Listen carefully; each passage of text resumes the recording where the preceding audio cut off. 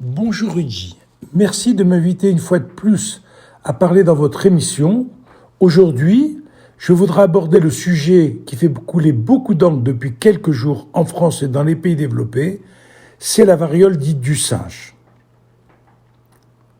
Cette maladie s'appelle ainsi car le virus a été découvert pour la première fois il y a une quarantaine d'années chez un singe.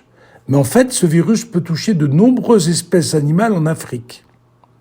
Depuis maintenant un peu plus de 2 mois, des cas de variole du singe ont été décrits dans les pays développés où pour l'instant, très peu de cas avaient été rapportés.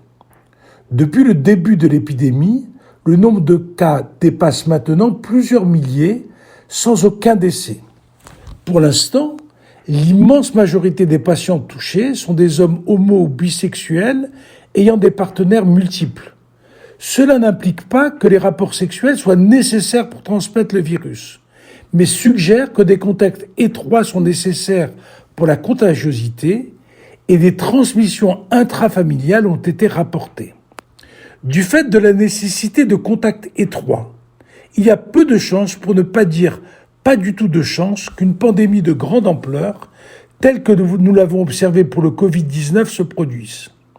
De plus, la deuxième différence majeure est qu'il existe dès maintenant pour cette maladie à la fois des vaccins et des méthodes diagnostiques fiables pouvant laisser espérer un contrôle rapide de l'épidémie.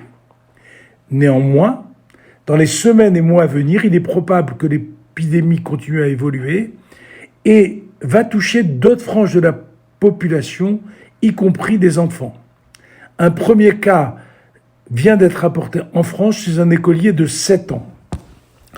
Affaire à suivre, sans inquiétude, mais vigilance. Merci de votre confiance et à bientôt.